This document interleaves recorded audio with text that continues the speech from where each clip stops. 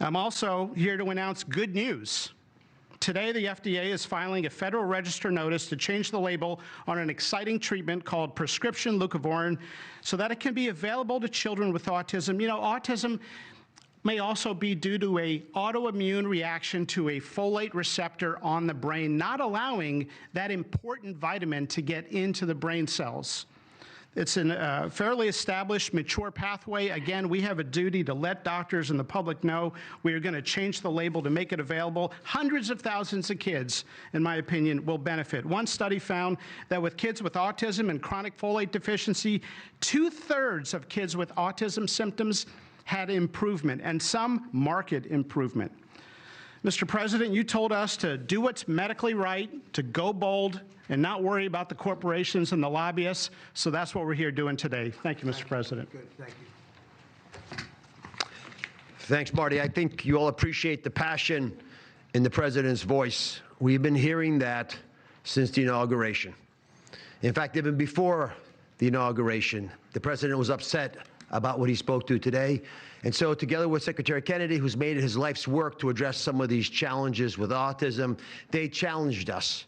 In fact, they were harsher than that. They wanted no silos to break down what the NIH would do, what the FDA would do, what CMS would do. They insisted that the physician leaders bust through the clutter because their agencies had the power. If we didn't do what every other prior administration had done, which is to let people function within their siloed environments. Because of that, in historic fashion and a very accelerated manner, we have a response today to the autism crisis. It is the first of several chapters, but this is breaking news. You've heard some of it. The response to the autism crisis is going to continue to come to you under Secretary Kennedy's leadership, and the President wouldn't have it any other way, as you've heard. The FDA, based on NIH research, is approving prescription leucovorin for treatment of autistic children. Now, if you're following the script, there should be two questions that you have, two questions that should come to your mind. The first is, how will patients and parents get access to the treatment? I'll tell you how. Over half of American children are covered by Medicaid and CHIP, government health insurance, over half.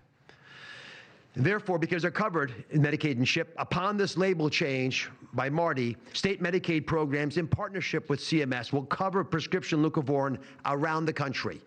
It's yours, but you have to go to a doctor to get a prescription because they know your child, they know you, and they know the medication. States will also have tools to monitor its use and ensure appropriate utilization.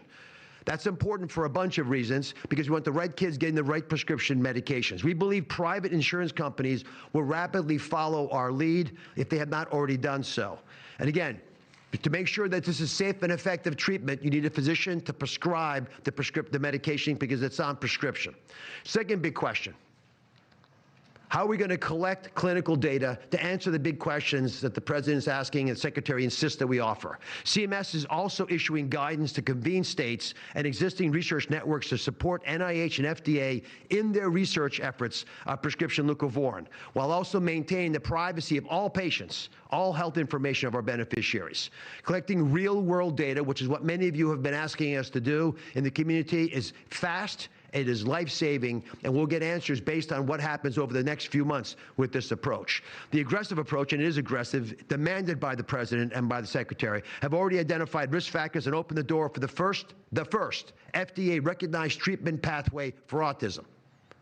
It is the first of its kind, and it wouldn't have happened without the leadership of the President and the Secretary. The five-fold increased prevalence of autism over the past 25 years demands a rapid response. The average clinician, researcher, we spoke to many, thought it would take 5 years to get this data. Parents are unwilling to wait 5 years. The President is unwilling to wait 5 years for these results. So the President and the Secretary are acting today with this tri-agency move. The administration's bold actions investing in groundbreaking research follow the science.